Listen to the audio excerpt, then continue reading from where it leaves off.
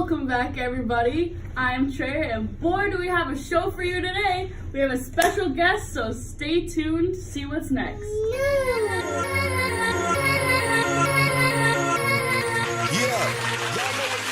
Welcome back, everyone. My name is Treyer, and you're on The Late Show with Treyer. As said before, we do have a special guest with us here today. You may know him as the God of Lightning. Here is Thor.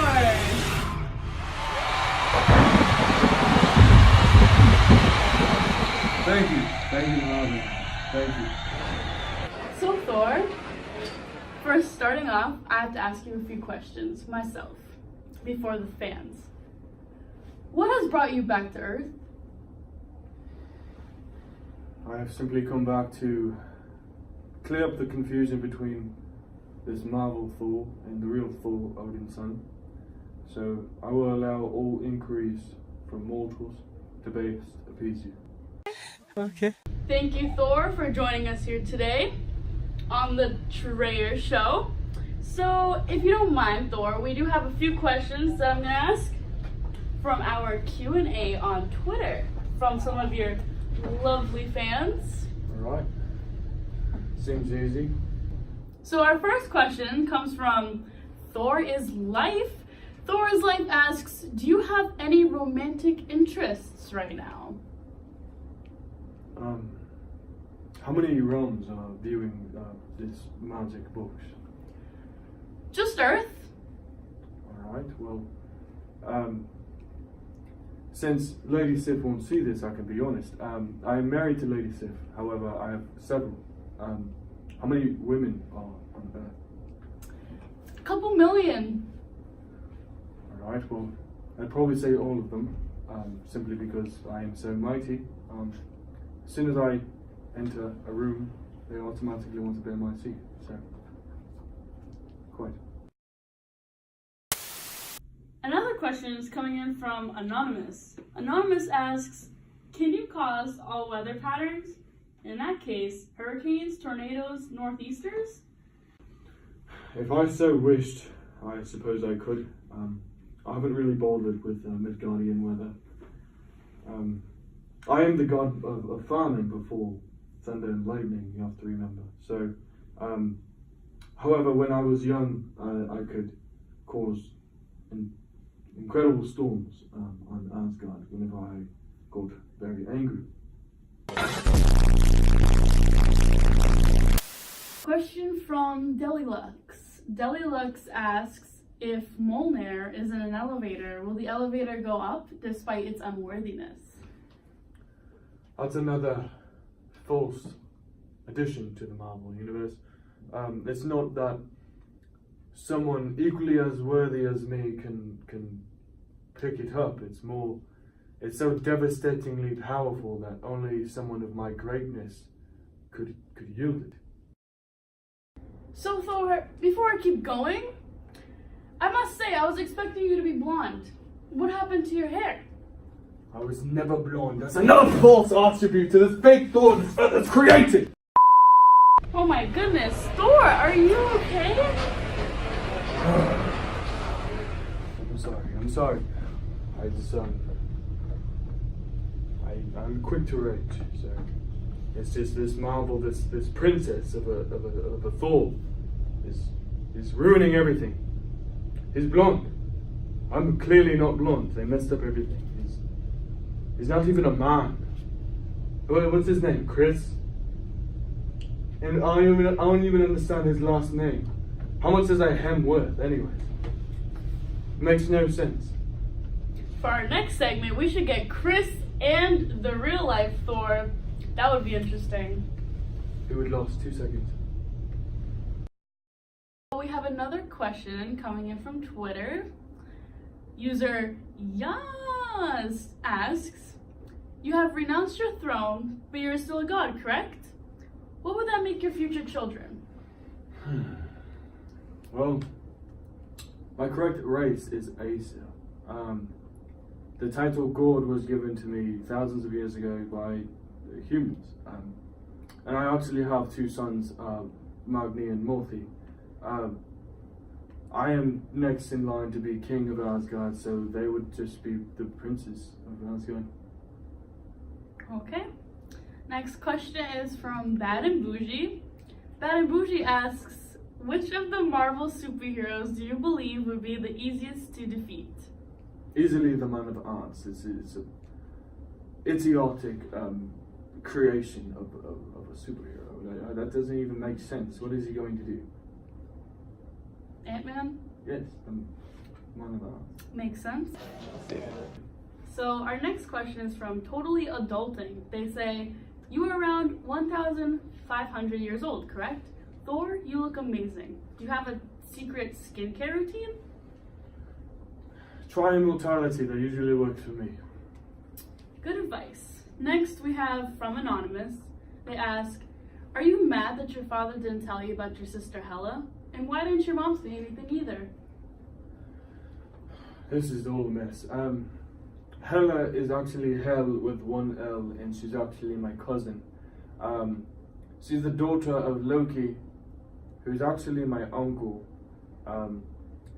Odin, my father, killed his father at a young age, and he was not adopted as his son, he was adopted as his brother. Another false attribute is that my mother is not Freya, it's Earth. You're literally standing on her right now. That's all. Usually why I come back and visit her a lot. I am shooketh. So next question, Yeet2000 asks, if Valkyrie is real and not just a character for the movies, please tell her that I love her. She also says that she loves you too, Thor, with a heart. Well, there are many Valkyrie. There's not just one. But I will extend your love to her, and I have affection for you as well if you are a woman. Okay. So Thor, I'm aware that you have been on many journeys. Can you tell us about some of those journeys? Yes, I've been on journeys all over the 9 realms. Roughly 1,000 years ago, actually, I came to Earth, and it was on a long journey with Loki. I was riding my chariot with my goats, and I stopped at a farmer's home because we were tired. They welcomed us in, and as a welcome, I slaughtered both of my goats. Later to reincarnate them, of course, but I slaughtered both of them for the meat for everybody to eat. However, the farmer's son sucked on the bone marrow of one of my goats, and the next day when I went to reincarnate them, I noticed that one of the goats was limp. Once I discovered what had happened, obviously I wasn't too happy. But I am noble. I am a simple, nice god, if I could say so myself. So instead of killing them, I simply made them my servants for the rest of eternity. Yes. Very nice. We're going to sneeze and everybody's going to die. Thor, these stories are fascinating. Tell us another one. Do you have more? You gotta have more. I have of more. course. Keep so going. Many. One of my favorites is the creation of Mjolnir, my hammer, and it's another Loki story because Loki is he always adventures with me for some reason. He's in a lot of my stories, and one day I woke up next to Lady Sif, my wife, and she has beautiful blonde hair normally, but this morning I arose from my slumber and it was shaven off. Loki, as a prank, thought it would be funny to shave it all off, and obviously she was not too pleased. I was very enraged, so I almost broke every bone in his body, because I have a temper. I fought him, but I kept him alive because I wanted him to fix it, and because Loki he's smart and mischievous, he thought of this tale. So he took the journey to the land of dwarves, and there's these two sets of brothers that always compete. These dwarves are really good at creating weapons. They're very good at that. So they're always competing, and he told the two sets of brothers that I bet this set of brothers is better than at creating these artifacts than you, he told them both. So obviously they were enraged and they took on the competition between one another to create all these artifacts for the gods. One set of brothers said, if we win, we must take your head, Loki. So they made a bet and Loki agreed. They began to make all these weapons. They created a gold ring for my father Odin that would multiply itself 6 times every night. So plentiful gold, never ending. They made him a spear as well that would never miss its mark. And for man with one eye, it's really beneficial. So they created hair for my wife, Sif. It was made out of gold, and the second she put it on, it blended with her skull, so it became her hair. They created a boat, so all the gods could fit on it. But the best creation out of all of them was my hammer Mjolnir. Throughout this whole time that they were creating all these weapons and artifacts, Loki took the form of a fly because he wanted to sabotage the creation because his head was up for grabs. But throughout the whole time he was biting them, trying to stop them. And one of the dwarves was continuously, he was told to stay in the furnace to blow air throughout the whole journey, throughout the whole creation of all these things. And they never stopped for days, they didn't stop once, and he was blowing the air in the furnace as Loki was biting him in the form of a fly. The only time he stopped was when Loki bit his eyebrow and he wiped away the blood from his eye. It just so happened in that time that he stopped, the other brother dwarf was creating my hammer. Originally my hammer was supposed to be wielded by 2 hands, like a sledgehammer. But because they messed up, they only created it to be wielded with 1. After all these were created, the dwarves presented them to the gods, and Odin was supposed to tell them who won. And the set of brothers that Loki bet against were the brothers that won. I was happy. The best creation was Mjolnir. My wife got her hair back. If Loki died, I really didn't care. But Loki goes back and he talks to them, and they said, all right, it's time to take your head. But Loki stops them and says, all right, you can have my head, but my neck was not a part of the deal. So if you can take my head without cutting my neck, then so be it. And they thought, and they had nothing to come up with. So they went to my father Odin and they asked him, what is this? We made a deal. We deserve Loki's head. And Odin said, Loki's right. There's no way you can have his head without cutting his neck. And his neck was not a part of the deal.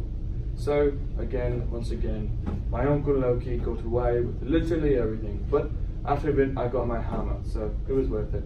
And my wife got her hair, which is kind of important. But, the hammer is really, really fascinating. So yes, that's the creation of Mjolnir. Thank you for that, Thor. So it looks like we actually have some time to take questions from our audience today.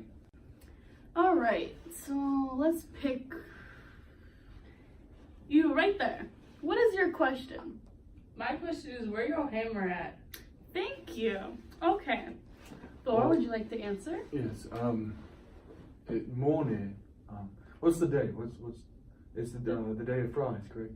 The day of fries. Today. Friday? Yeah, Yes. it's Friday today. Yep.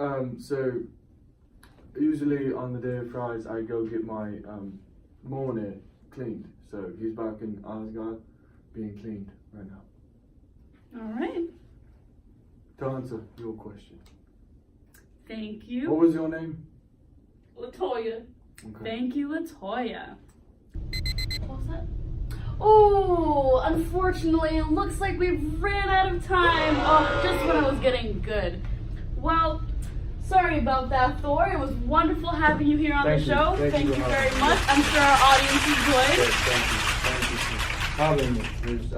I can always come back whenever. You talked about meeting the pretender princess Thor next time, so I would love to do that. Wouldn't that be interesting? Give a hand for Thor!